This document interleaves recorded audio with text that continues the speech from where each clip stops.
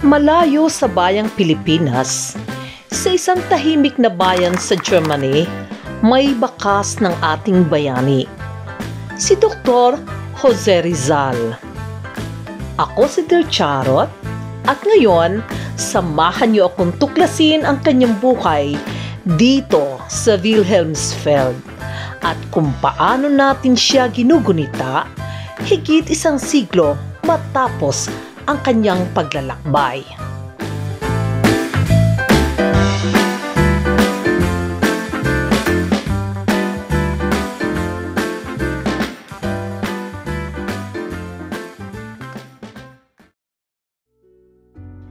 Pebrero, taong 1886, dumating si Rizal sa Heidelberg, Germany.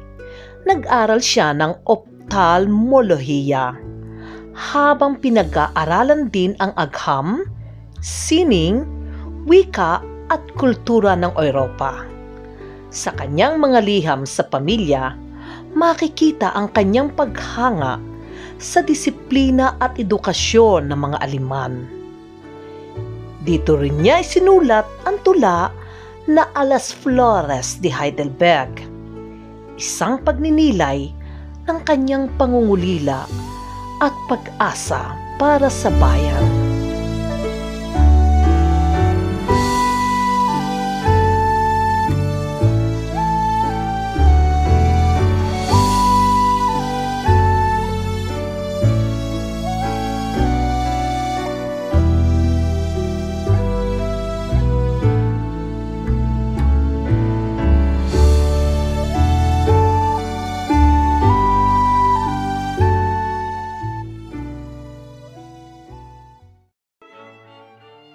Mula sa Heidelberg, nagpunta si Rizal sa Wilhelmsfeld sa imbitasyon ni Pastor Karl Ulmer.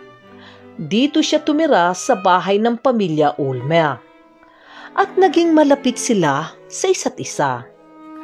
Sa katahimikan ng Wilhelmsfeld, natagpuan ni Rizal ang inspirasyon upang ipagpatuloy ang pagsusulat ng Noli Me Tangere. Dito rin lalong lumalim ang kanyang pag-unawa sa wikang Aleman.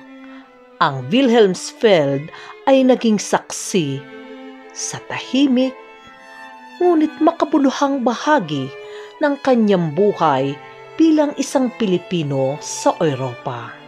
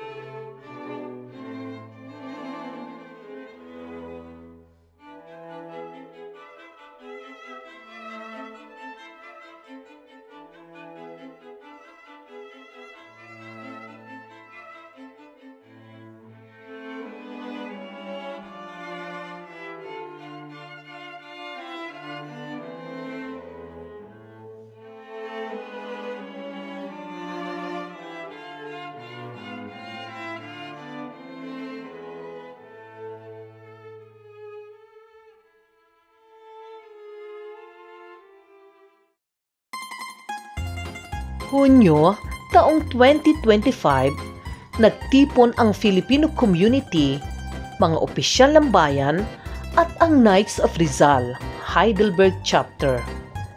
Nag-alay sila ng bulaklak sa monumento ni Rizal, kasabay ng mga talumpati at pagtatanghal ng kulturang Pilipino. Isang makabuluhang selebrasyon na nagpapaalala na ang alaala ng ating bayani ay buhay pa rin kahit saan sa mundo.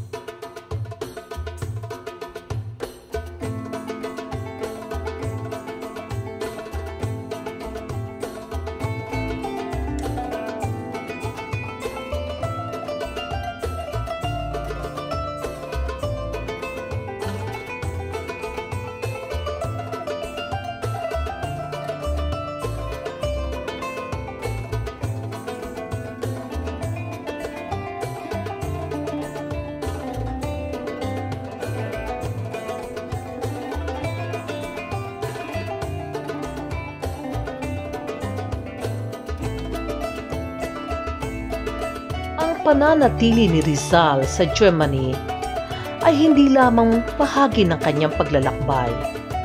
Ito ay naging pundasyon ng kanyang paninindigan bilang Pilipino. Sa Wilhelmsfeld, nakita niya ang katahimikan na tumulong sa kanya upang buuin ang mga ideya ng revolusyon at reforma. At sa katahimikang ito, naitanim ang binhi ng pagbabago.